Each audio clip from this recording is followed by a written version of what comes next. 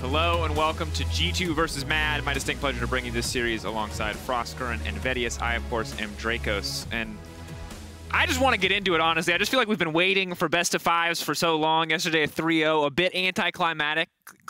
Even if it did continue the Schalke Miracle run, I want 5 games. Give me 5 games. No 3-1, no 3-0, please. 5 games. Well, I would love to have 5 games. I would love to see what we saw similar to last year, ideally with slightly higher quality League of Legends earlier in the split. But it's going to be an exciting game regardless. I think that when we look at both these teams, they are very similar in their approach to the game. We've had a lot of conversations amongst ourselves about what we expect in the draft, and I definitely know that we're in for a very good game today. I feel like the conversation has to start with returning to form for both of these squads. You've already heard Kadril and Ender on the desk talking about G2 ramping up and how it feels like they're returning to their final boss status. But also for Mad Lions on the other side, this team was so exciting, so invigorating, and then they kind of stalled out and fell off. And the hope is that with the preparation time, with the innovation and creativity that this team has brought to our league, that they have returned to form, and we're about to get a very bloody battle. Yeah, and as we jump into this, the first thing I want to draw attention to is what we can expect. Because the last time G2 and Mad played against each other, Mad got their hands on Kalista in the bot lane. They got a strong early game jungler for Shadow. I believe it was his Lee Sin. And they just attacked Perkz and Mickey. They forced them onto the Ezreal and Braum.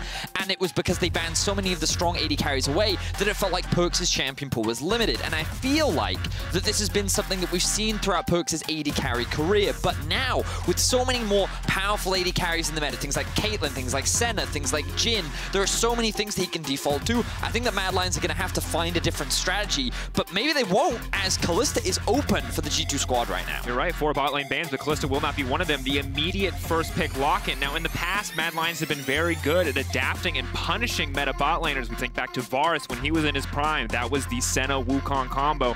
Maybe they have something special up their sleeve. Obviously, Ashe is always going to be a good pick into the Kalista, but I also feel that you could also just go the Senna route, especially when you already see a Shin and a Hecarim. We saw the power of Hecarim yesterday for Gilius. I feel like the buffs have just made him a bit overtuned, and the thing is that he just scales so well, and Kalista has a timer put on her. If you pick a champion like Senna, she also just infinitely scales due to her passive, and I think that's kind of the route that Mad Lions are going to go.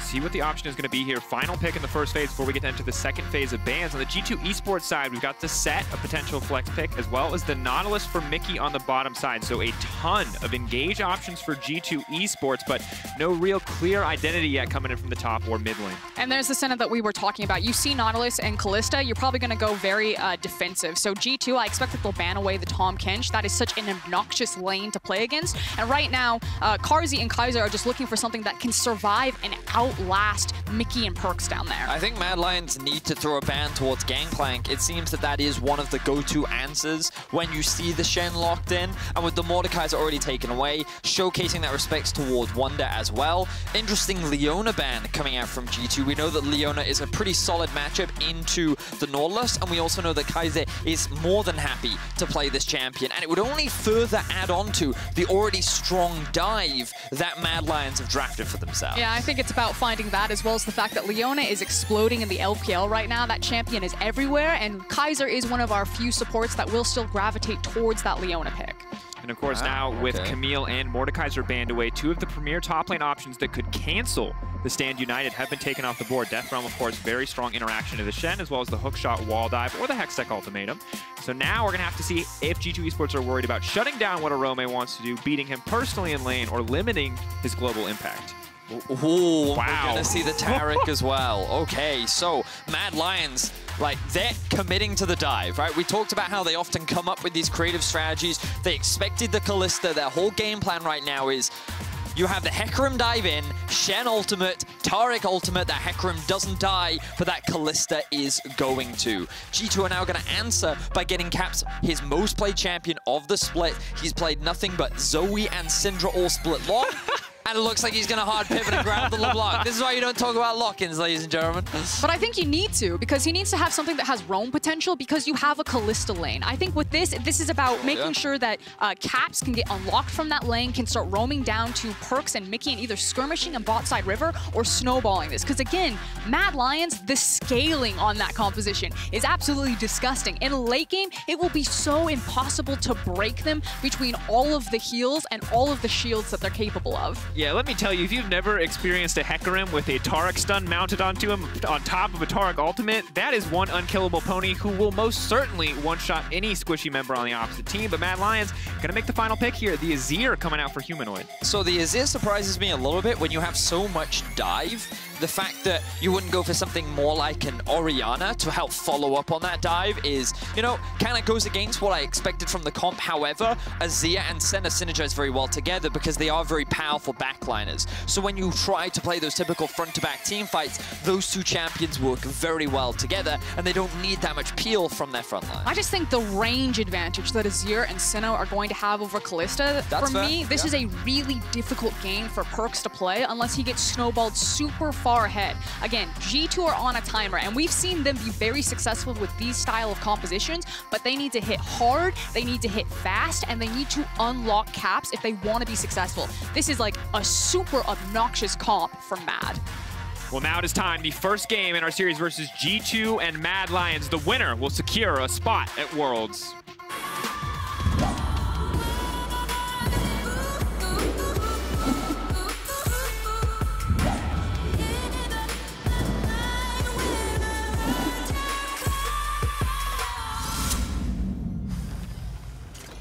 Here we are on to the Rift.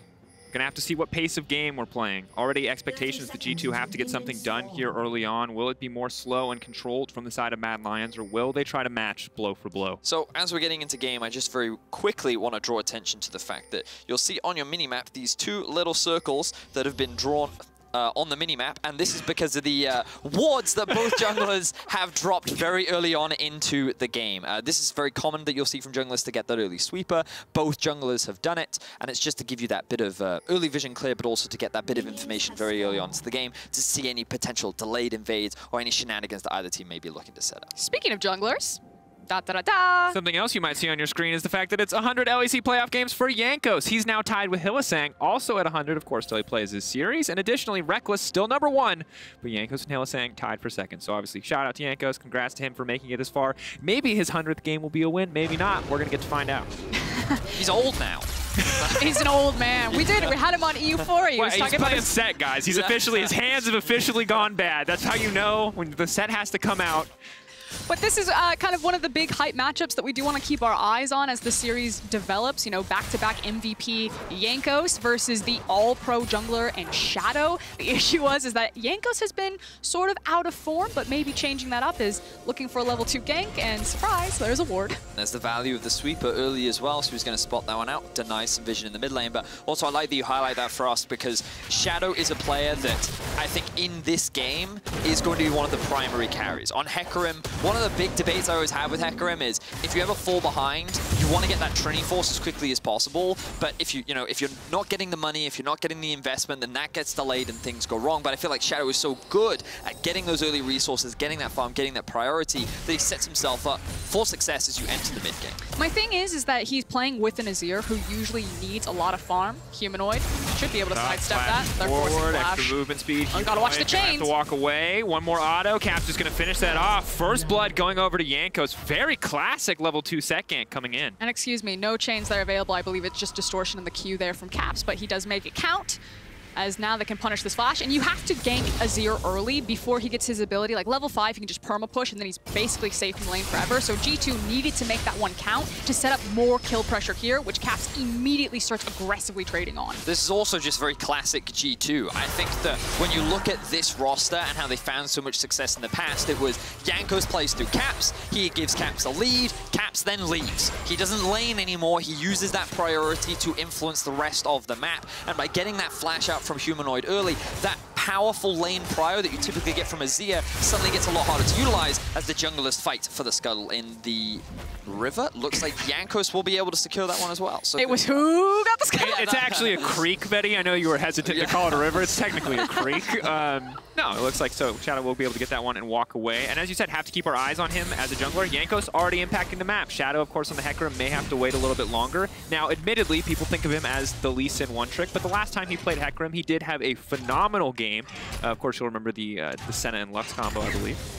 But there's the priority that you were talking about there, Vedius. Without Flash, Humanoid has to have the big wave crash into him, and immediately Caps and Jankos start bleeding over into Shadow's jungle, kicking him off the Raptor camp. So losing that Flash on Azir is now already impacting Hecarim. Yeah, and this is exactly what Kadra was talking about on the analyst desk, where the moment Caps gets some kind of lead, he's just very much about, okay, I don't need to play mid lane anymore. I'm just going to be as obnoxious as possible and ruin the enemy jungler's game. And when we talked about Shadow earlier, we talked about how he is going to be one of the big carries of this game. Putting this Hecarim behind is so valuable for G2 because it gets them to their item spikes earlier, and it will put them in a better position for these early to mid game team fights. And also, there's a lot of champions that need resources on Mad because it's Azir and Hecarim. Both these champions need to farm a ton, and usually you give your Raptor camp to Azir, but because it is a Hecarim who is rushing towards that Trinity Force, he's going to want to have his Raptor camp. So I think that's a big reason why Humanoid, it's not super uncommon to see a teleport on Azir, but I suspect that when we start moving around our bot lanes, that Azir is going to be playing out into a side lane instead of the normal mid lane position. So you're competing with Senna, who's not going to take the Raptor camp, giving it to Hecarim, and hopefully snowballing Shadow. But we do need to make sure where Humanoid is lining up on the map for the lane phase to make sure that Shadow isn't sharing his jungle camps with Azir. Resource allocation is going to be a big question as we move later and later in the game. Maybe Carzzy takes more of a backseat. We'll have to see. Of course, on the top side of the map, Wunder starting Cole, clearly very comfortable in this lane, pulling very far ahead in terms of individual CS. Shen ulti, something that we always talk about. The first one or two very much have to be impactful here, potentially in the mid lane, potentially on the bottom side. Paired with Shadow, it is a very strong ability, but if he falls too far behind, the Gangplank will outvalue as we now see a bit of aggressive trading in the bottom lane. But it's one of the nice things about Taric, especially into Nautilus. Like Rakan, like Nautilus, when they just kind of go in a straight line at you, Taric can counter them in lane because it's very easy to set up the stun like there, which is exactly how Kaiser traded on Mickey, and always something to watch for and practice in your solo queue games. Of course, now Dragon is going to fall down. G2 just continue to get these small advantages in the early game. It's only 6 minutes in, and that's almost 1.5K in their favor. Humanoid, sadly, now out of mana. No blue buff in the area for him to grab either. So very difficult laning phase is only going to get worse as Caps doesn't look like he has any interest in pushing this wave out and doing Humanoid a favor, but seems very keen on making sure that Humanoid can never back comfortably. And I like that you highlighted that, Dracos, because you can see, based on how Caps is freezing the wave, why not having your flash is really horrible as an Azir in this matchup, because Caps is doing a very deliberate job of keeping the wave basically around, like, when you think about the lane, I don't know, in terms of 100, I always see this as like the 25 mark versus the 75 mark. And by keeping it at 25, basically allows, look at Jankos and Perks right now. They're basically saying, if you come anywhere near my line, you are going to die. Oh no, they brought Mickey too! The Humanoid dies meme was last split. You can't bring it back this split. It's outdated. Oh, it's not outdated. Oh no, Humanoid, not like this. Perks now on the chase down, flashing through, waiting to pull the spears out. One more, boom, gets him on the fade away. That's just brutal. So the plan, I thought, was that Caps would roam.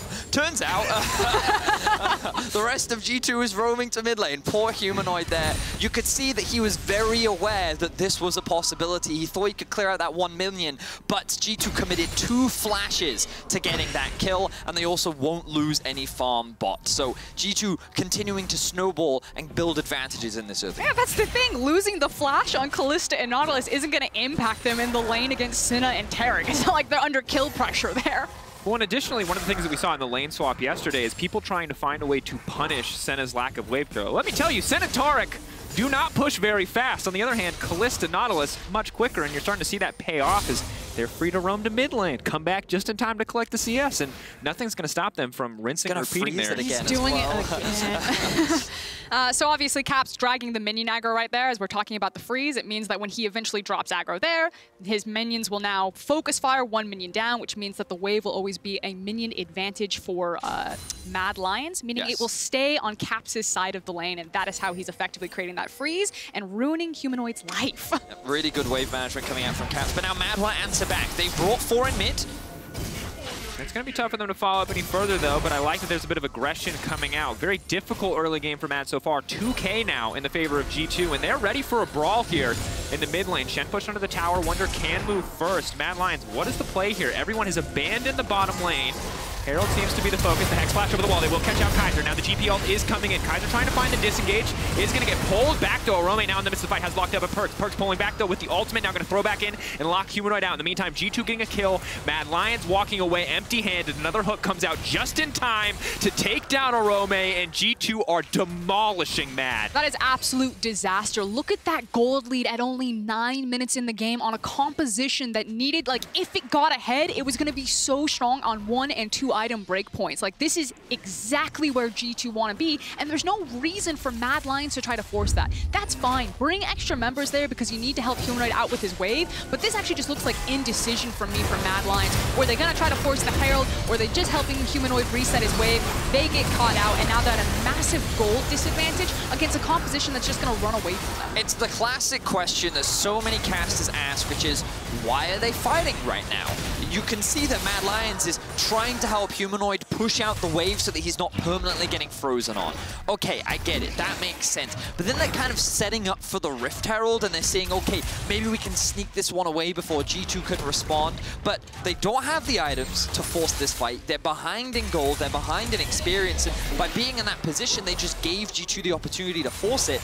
And G2 just has the stronger comp at this point in the game. So G2, of course, they're going to take that fight every day. And now, at this point, Mad Lions actually just need to like jam their foot on the brake, slow everything down, and start funneling this farm again into Hecarim and Azir. Hecarim, like, Shadow needs to be like, guys, I'm not doing anything unless it's super obvious or I have Trinity Force. Like, I'm sorry, 5 minutes, just leave me alone and stop feeding. I think if Mad want to make a play, bot lane is in place. Perkz and Mickey have no flashes. Wunder and Caps do have their teleports, so maybe that does skew things a little bit, but Hecarim plus Shen, a very devastating combo that you can quite easily attack a flashless lane with. But as you rightly said, Frosk, I think I'm in agreement where you just power farm right now. Your whole goal should just be to get to those items, try and go for the scaling game, because right now, you're not really in a position to make any moves. And on the other side, Infernal spawning in 11 seconds, you can already see that Jankos has path towards the bottom side of the map. I expect that he'll use the Herald in the Kalista lane usually, unless he really wants to unlock Caps that much faster. You could see a situation where Perkz and Mickey again rotate to Caps and they use the Herald mid lane to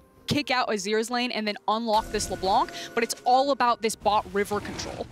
And for now, Jankos is just going to walk into this pit and start it up uncontested. Good timing, of course. He does start it right as all of Mad Lions are recalling and just returning to the map, so he will get prio there. All of G2 set up on the bottom side as well.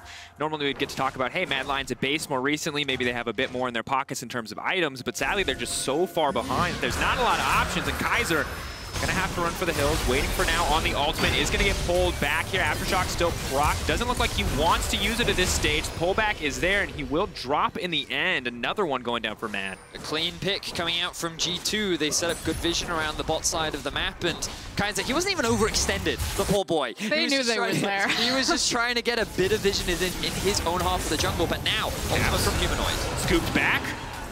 The E will not connect. Big ulti coming in. Caps with the sidestep, though, will walk away, and that has to hurt. I mean, I'll compliment Caps on surviving that, but that was way too aggressive to try to walk that direction into the lane phase, and he was rightfully punished for it. There's the Herald that we were talking about earlier, and Hecarim is looking for a deep flank here, so perhaps they catch Perkz out. Here comes Shen. Gonna get dunked back down. Now the TP's coming in. Jankos is gonna be able to buy so much time. Arome now has to run for his life. They're instead gonna try to turn on Mickey. Mickey can spider knot his way out. He's waiting. The delayed route will connect there, and now another TP coming in on top of the GPL. But Mad Lions, they're here, but there's nothing for them to grab. That was a safety TP coming in from Humanoid. They expended so much there. They used multiple teleports, multiple ultimates, and all they really got was Mickey's flash, I believe. So I could understand the logic from Mad. You know, no flash, no TP on Caps. We have a numbers advantage, but they just couldn't lock anyone down. They didn't even commit to Perkz because all of his summoner spells had come back up, and I think maybe the TP from Humanoid was a little late, so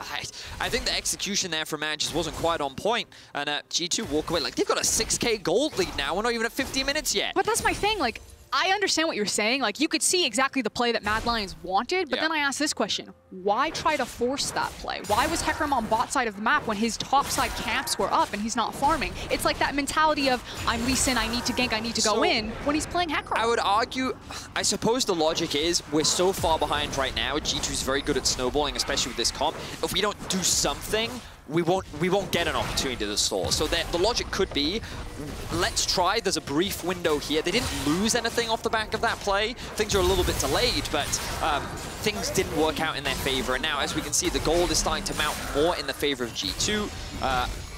And they're just slowly working their way up towards mid and top side so they can secure more early out of towns. I mean, 6K double dragons, and the fact that your top laner alone is 2K ahead of the competition is, it's not a done deal, but G2 keeps snowballing like this. Mad are not going to get a chance to stay. They're not going to get a chance to play the composition the way they intended to. Arome just barely out of the range of the hook, has to wait on the Spirit's Refuge to block as much damage as he can, now trying to dash to safety, knowing that Jankos will spell his death. Arome now making it out, but Shadow, Torgal now mounted to him, is going to go right in onto Wonder, trying to get some damage down, but they just don't have the stats. The Hecarim is so weak, he does no damage. Also, really well turret aggro management there from G2. I think they fumbled the initial dive execution, but were able to fix it with the Kalista ult. Re-engage the base breaker, now going to pull in. Jankos trying to fish for the ult, wants to throw someone back into the team, but won't find the opportunity, so instead G2 will just be happy to take the top lane tower, and the gold lead will continue to extend, almost 7K now. We see, I mean, this isn't a new strategy of playing for dragon stacking, taking a composition that does have a timer on it, less scaling options, and then just making sure you get early dragon control that you snowball, and then you can close this with the Soul or the Elder possibility,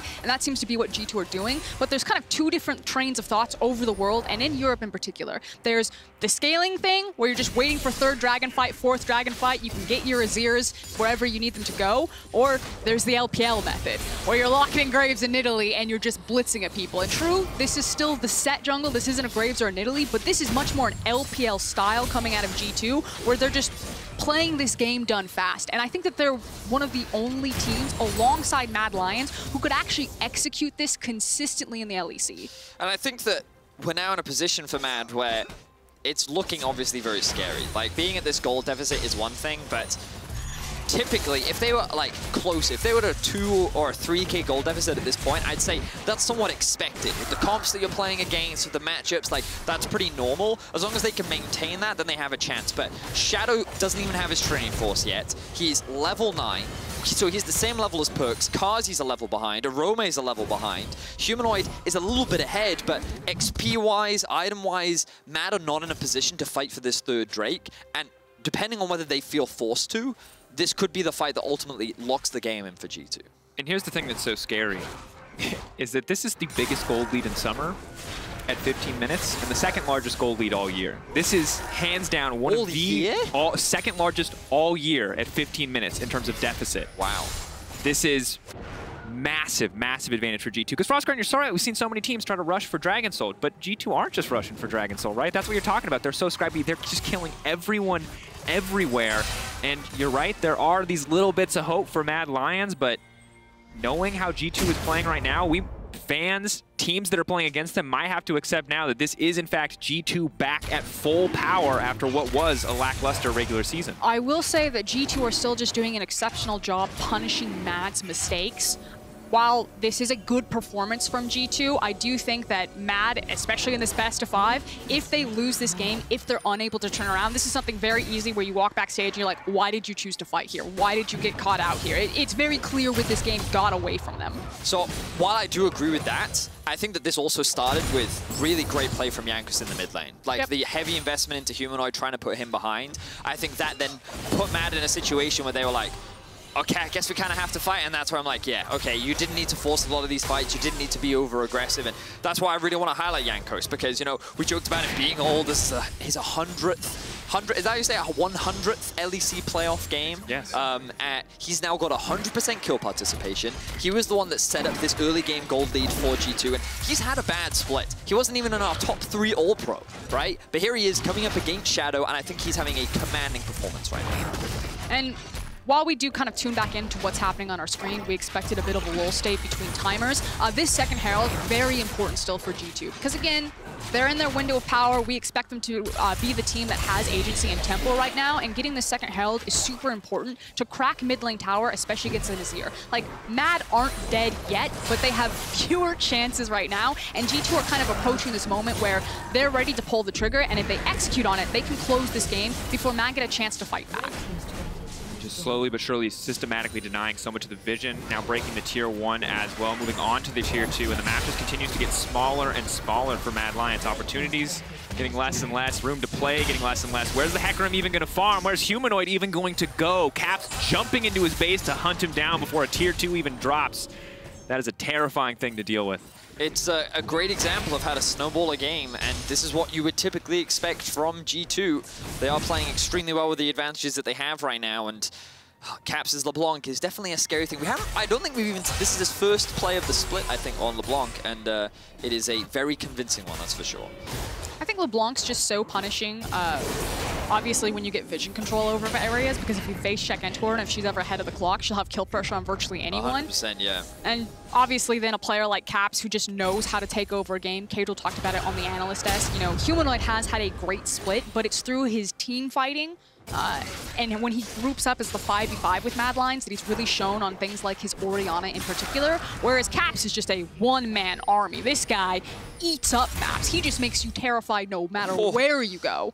And what's actually insane is you're looking at Caps over and over again, just surprise Humanoid, take out almost, 70, 80% of his health. He's only 100 gold ahead of Humanoid. Yeah. Everyone else on G2 are the people who've been benefiting from tower plates, the people who've been benefiting from this free time to farm in lanes. Caps is just doing this mechanically in a matchup that he's comfortable in. It's benefiting from the pressure that Jankos and Caps have created on the map. Yep.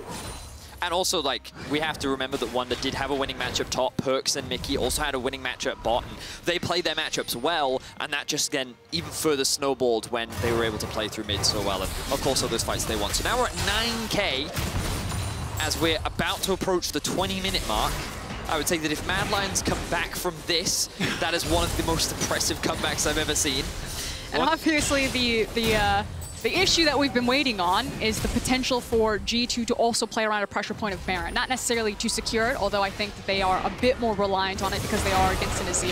Can we go to the pit full screen just for a second here? Because Caps just, by the way, while we're talking, just in the little picture on the corner of your screen, just got a flash out from Arome. Never mind, we have to fight in 2 places at the same time. It is a G2 game, why not? Targon now coming in, Suplex dunking down, but the damage is going to connect, however, not nearly enough. Haymaker coming in, Arome now in the midst of the entire team. Perkz throwing Mickey back to the front line, but not going to get a lot. Biting in the funnel here, actually very good for this Azir, but he can't really get in a comfortable position to auto. Caps into the backside, doesn't have the damage to finish the job. The delayed snare, now the Hecarim moving in. Wonder has to run for the hill. Shadow wants to turn it against Perkz. He looks to Wonder. This is so much gold for the Hecarim. Oh my god, 3 shutdowns for the Hecarim. This is nightmare status for G2. I didn't know how mad we're going to find a way back in, but that is a damn good start. And just as you said it, Dracos, the sheer amount of gold that Shadow just picked up there is massive. There's, oh god, oh no. You know, and I said, we were just talking about how if Mad came back into this game, it would be one of the biggest comebacks ever, and that's definitely a big way to come back. Dracos, you summed it up perfectly. This position is fantastic for an Azir. He's just free to just sit back with his soldiers. The ultimate from Tarek coming up clutch, because he was going to die without it, that's for sure. But notice how his soldiers, you can't get past them. They're just dealing so much damage. Yes, Mad gets zoned back a little bit by the GP ultimate, but the moment G2 go for this re-engage, this is when things start looking great for Mad. And that's the range that we were talking about in draft phase. You know, especially in these choke points, like you said, Vedius, against Senna and Azir, it is really difficult for G2's composition to get into that backline outside of LeBlanc and assassinate. But now Caps continuing to dive forward. The teams are not done yet. They're ready to fight. Ocean Soul for G2. Would feel like game over even after everything that went so well for Mad in the previous fight. That said, G2 now painfully aware of what they have to throw away after the previous fight. Arome, no flash after Caps' play previously in the side lane. Shadow on the backside, ulting over the wall, but not immediately hitting someone. Perkz is just going to get dunked down, though. Clean coordination coming in from Mad Lions. Jango's trying to buy a bit more space for Wonder and Caps.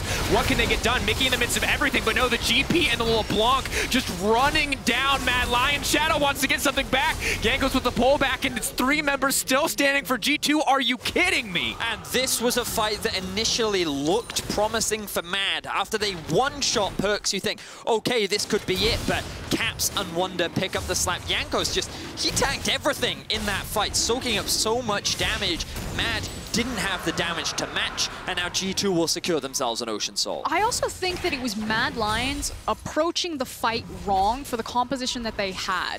You know, Shadow looking for a flank, I don't necessarily hate on a Hecarim, but when you look at the Azir and the Senna, again, they want really slow fights. They want the heals to be stacking up. They want a lot of the shields. They want more of the Sand Soldiers put down. This is not a run in and find a massive flank on this Hecarim at this point in the game. So I think Mad Lions really need to reevaluate how they're executing on these fights and what everyone's responsibility is in the fight. So I wonder if Arome's ultimate was even up for that fight. No, I believe he used it in the previous fight. Yeah, I was going to say, it just came off cooldown right now, and obviously they want to try and contest this Ocean Soul, and I understand that, but remember that this fight started off with Arome clearing a ward. And so that initial combo of using Hecarim dive with the Shen ultimate with the Taric, like, everything was just kind of all over the place for Mad, and it could have potentially been a good fight, but as you rightly said, Frosk, I think the execution was a little bit off there, and now G2 is back in the position, they're back in control, not that they really lost it before, even after losing a fight, to try and close out game one of this series. And the problem in that fight is there's just too many damage sources on G2, so yeah, they did a great job of killing Perkz, but Wonder is also super fed, and you just line yourself up for those barrels so perfectly that if we ever get a chance to look back at the fight, or if the AD looks at it, I wonder how much damage is actually dropped as they're trying to kill Perkz. I think it really is the two champions that you needed to have fed, though, because we keep talking about how Perkz is going to struggle to fight into this Azir and this Senna at this point, whereas a Gangplank ultimate and LeBlanc will just delete people. And now Arome's running once again. They really want to punish this man for not having a flash for the second fight in a row. Redemption now coming in, though, trying to focus their damage onto Wonder. Big ult coming in from the Senna, going to do a good amount back, but now Wonder running for the hill. Shadow going to be in trouble. Shen coming back in with the ultimate. Shadow too little, too late on the Taric ultimate. The rest of the team now collapsing. Carzzy does not have a lot of damage, however. Humanoid trying to throw down as much as he can off to the side, but Caps too mobile. Remember, 19 stacks on the Medjay. Potentially more on the back of that last play, but Perkz sticking around for too long. Currently outranged. Mickey in the midst of everything. Caps waiting for the double distortion in. Doesn't have the cooldown quite yet. Will get snared on the backside, but they're just chasing them down. Slowly but surely, G2 are pulling ahead in the fight. The Ocean Soul healing them so much across this exchange. Can't hit a target quite yet, but can't hit a hook. Caps jumping in. Kaiser certainly next on the list. Carzzy going to follow. There is nothing left to be done. G2 are dissecting Mad Lions. I feel like this is the book versus the horse right now. That is 25 stacks on the Medjay. Caps is doing a ton of damage on this LeBlanc, playing out these fights in extended iterations really beautifully. Shadow, however, got another shutdown off of the Gangplank. So I think all 5 of his kills have all been shut down gold. Yeah, I mean, it's true, but he's still only level 12. Even Perkz is a higher level than him right now. They're going to secure that bot inhibitor, and as you rightly said, Frosk, I think that fight was just very patient, very well played from G2, and the player I want to draw attention to in this fight is actually Perkz when he joins it later. So G2 think they found a good pick here. Hecarim, thanks to the mobility, is able to make his way down, assist in this 2 versus 2, and you could see initially, actually, oh, this fight is actually looking pretty good for Mad Lions. You know, the Gangplank takes a lot of damage, Perkz, and then keep your eyes on what Perkz does in this situation here. He's keeping his position because he's aware that the Azir is coming from the TP, and he wants to back off a little bit. So we're going to see, just notice how he's staying just out of range and avoiding Humanoid. He knows, okay, I can't commit just yet. I've got to wait for the Nautilus to arrive. The moment Nautilus goes in, Caps goes in. And this is when you start to see Mad getting sporadic. They're not sure who to focus in the fight, and that's when Perkz sees his opportunity, gets the kill onto Humanoid, and now the rest can clean up. And just a lot of really good small decision-making from Mickey, Caps, and Perkz here to actually come out ahead, even though they were at a numbers disadvantage in this fight. And Kaiser tries to body block the hook, tries to put himself in a position to sacrifice his life for Carzzy, but it will not work. And now G2 are just hunting. Humanoid running for the hills. The GP, oh god, there's no escape. Jankos suplexes him over the wall, dunks him down, and this feels like it's going to be it for Mad Lions. Ocean Soul, there's just too much in the favor of G2. Maybe a miracle, but otherwise G2 off to a strong start here in the first game of the series. And there's the example of why it was so important that Wonder was also getting fed on this Gangplank, because of the reach of his ultimate against the range potential of the Azir. That Humanoid really had nowhere to go, and now that means that G2 can blow up the backline pretty successfully between 25 stacks LeBlanc and very powerful Gangplank. And, yeah, and they're 10k up. I mean, then they got Ocean Soul. They're just too strong, right? But the thing I want to talk about is that when we jumped into this series, Vedius, you brought up what the previous series looked like, the previous playoff series, where it was 5 games and it was about whoever won the early game bam, smashed it home and took it here. Now G2 dominated the early game. My question as we get closer to game 2 is, can we see a similar performance from Mad, where they can be the team to dominate the early game? Or are they going to keep opting for more scaling options and just trying to match G2 a little bit in the early and wait for later? I mean, it seemed to me that Mad came into this game with a clear plan. They knew the Kalista would be locked in. They had a dive comp in mind. Ooh, as we see it engage on the Wonder. Hold back, does have the Hourglass, buys himself a bit more time stopwatch. Rather's Wonder is now going to get one shot. They're fighting in a funnel once again. Perfect setup for Humanoid. He's going to do a good amount of damage back onto Jankos. Jankos will get shredded down. Not nearly enough of a shield from the Grit. Carzzy now on the chase, slowing him down slowly but surely, trying to finish this one off. Perkz with the pullback. Will they look for the re-engage? You can tell that they're debating, but the minions are already pushing into the base. The more time. Oh my god, the damage from Cap. 25 stack Medjais. He's just playing with his food, leaping in, leaping out. All too easy as Perkz just continues to run. Humanoid trying to slide and glide his way in, but the double kill now for Perkz. Looking for a triple, a perfect hook for Mickey, and they're just making a montage right on the corpses of Mad Lions. All too easy, and that's going to do it here in game 1. G2 reigns supreme. Unless the minions, no, they'll be there inside. And the 3-man squad of Perkz, Mickey, and Caps once again showcasing great patience, great positioning to come out on top. A convincing game 1 from G2 Esports. And the question we had is who was going to return to form, and G2 have certainly returned to form. This is final boss G2 in game 1 of the series. Have to see if Mad Lions can be prepared in the games to follow. For now, G2 and Caps going legendary across this game. A dominant performance in game 1. Now back to your question, Dracos. Before all of the chaos took hold, do Mad Lions try to contest in the early game? I don't think the composition was the problem. I actually think it was quite a cool composition. Yep. I think it was entirely execution, specifically on Humanoid. That's kind of where everything spiraled out of control, is him playing very greedy in the lane, getting punished, not having his flash, drawing resources from the rest of his team. So I wouldn't hate it if we actually saw them kind of run back the same type of style, but I do think that they need to be aware that G2 will punish the lack of wave clear on Senna. They will constantly use the fact that they can shove in the lane, it takes her forever to push it back into the tower, and to rotate and move towards Humanoid's lane, and Humanoid has to stand stronger here. He cannot have a moment of Humanoid dies again, because it bled everywhere. Like, G2 just took complete control of the map as soon as he fell down. And the adaptability that we see from this team, of course, to go mid for Caps instead of always making Caps come to them is truly something terrifying to deal with. Of course, G2 are looking to advance to the next round and to Worlds, where they'll face winner of Rogue versus Fnatic. Stay tuned for game 2.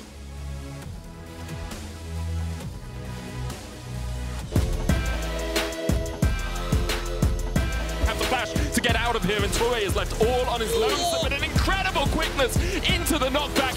Goodbye, Excel. Patrick gets taken out by Reckless. It's a triple for him. You're fighting through like what goes well, what goes right, and it's all a matter of finding, okay, this is our recipe for success and expanding from there. Remember, the Emperor's Divide is going to do so much work. Shadow's already gone. There's 2 as Kaiser falls, and Finn is still stepping into Carzzy. Flashes off towards the back. Bandit able to survive. There comes the damage. Carzzy, goodbye. I really don't care what other people think about us. We're not Mad Lions, we're not G2, we're Rogue, right? We play our game. I just want to win, and that's all.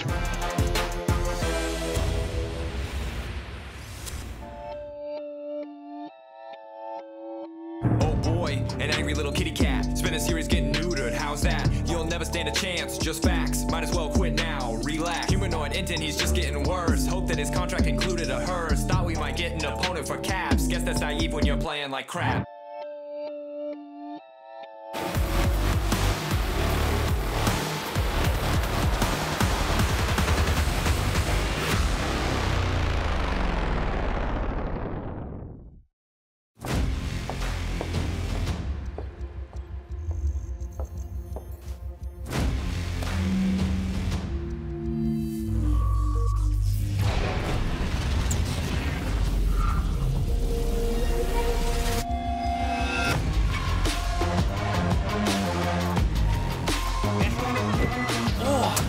Charged up.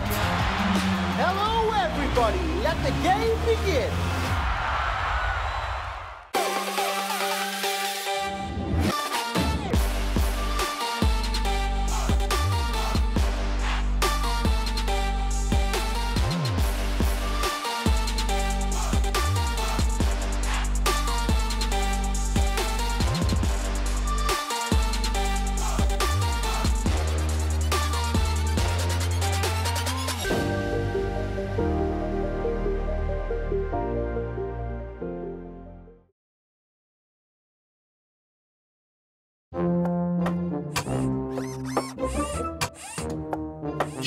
have a chance against me.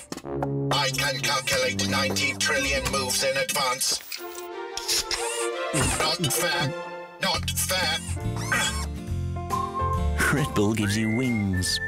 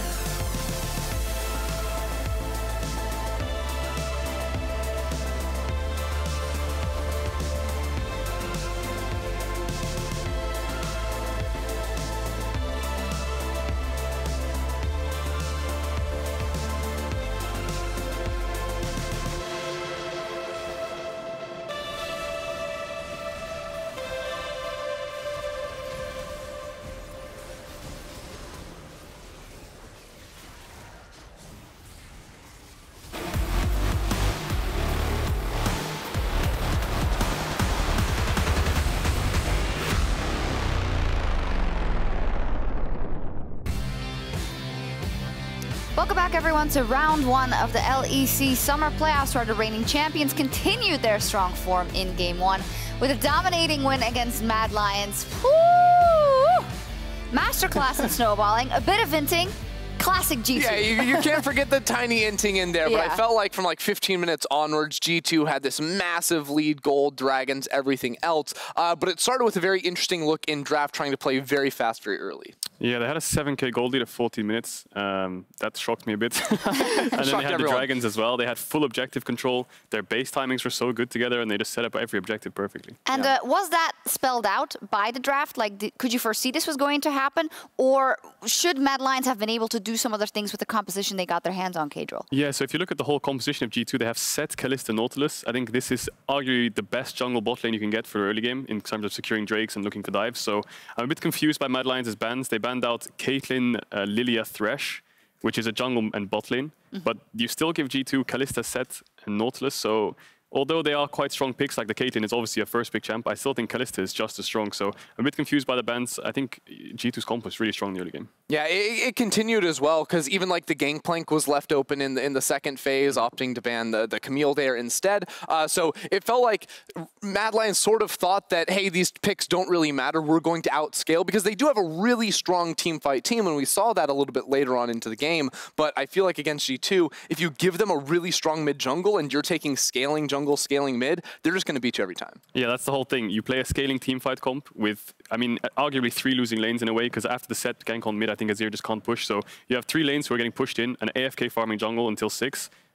What can you contest? You can't look for plays. You have the Shen ult as a defensive mechanism, but they have the Gangplank ult, they have the Sett, they have Nautilus, they can set up drakes, they can set up dives. So all the walls are in G2's hands.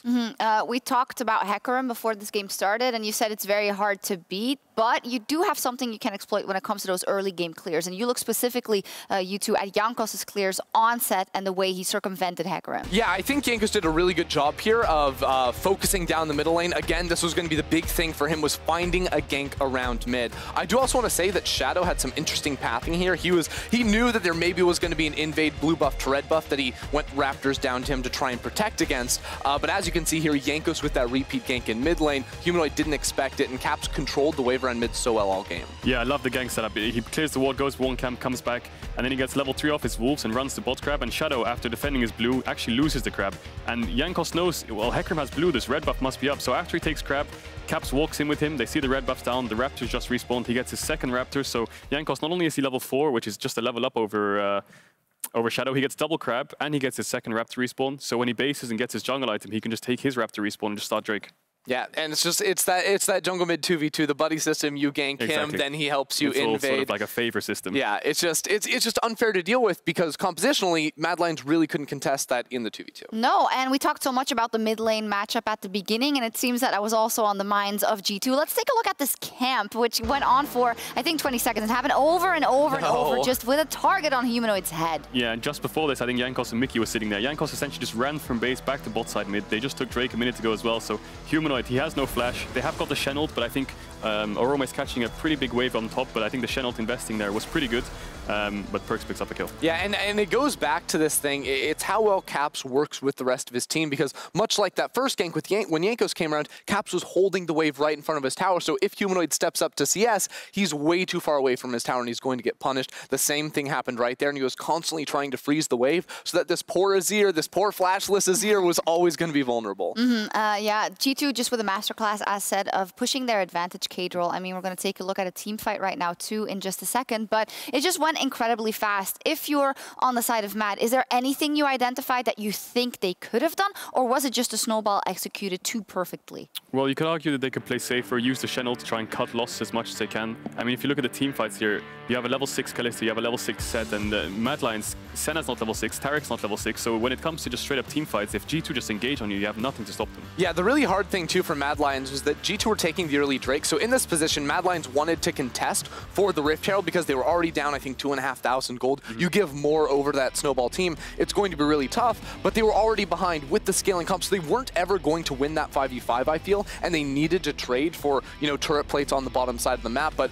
either way, you're going to be losing. It's just how much. I just think G2 unlocked their early game comp so well. They got the early kills in mid, they got the early Drake, they pushed out bot, they swapped for the Herald, they had an XP advantage on their bot lane, they forced the Herald, and if you force a Herald when Shen's top, the Shen ult's not as valuable, and you could see Carzzy was level 5, Kai'Sa was level 5, they just didn't have the tools to fight, but Mad Lions knew if they gave up that Herald, they'd fall so far behind, and they fell behind 7,000 gold in 14 minutes. So. I mean, Kaiser said we need to shut down Caps. That did not happen. Quite the opposite, actually, in this one. The man was on fire, Ender. You've not stopped singing his praises, and look, 9-0 and 11. Okay, look, he's not that good. He's just a Mejh apologize, abuser. Okay. No, the man's insane. Like, he's never dying. And I just want to know how many games this split he's gotten 25 stacks on this matchup. Yeah, because honestly, like, he knows how to play those fights later on in the game, how he balances it on an edge. So well done on that. All right, then.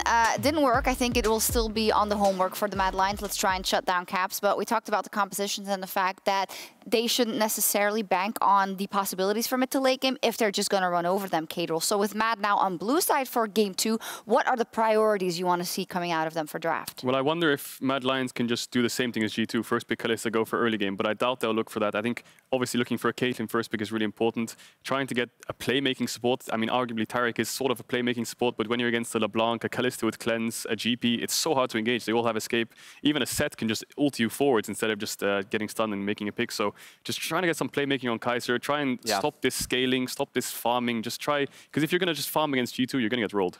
I think the great thing about going to blue side is it opens up some bans. You don't have to ban the Caitlyn yourself. Maybe that means G2 drop a Lee Sin ban. Because for me, I want to see some playmaking around jungle, around mid lane. I don't like, if Shadow is just playing a scaling champion again, it's not going to go well for Mad Lions. They need him to be at the front making plays. Yeah, I just love the G2 bans. Ban Lee Sin, force him onto Hecarim, force him in his own jungle, bring Caps, buddy system, and just shut him down. All right, well, G2 looking full control in that first game, and they are looking to go 2-0 when we return.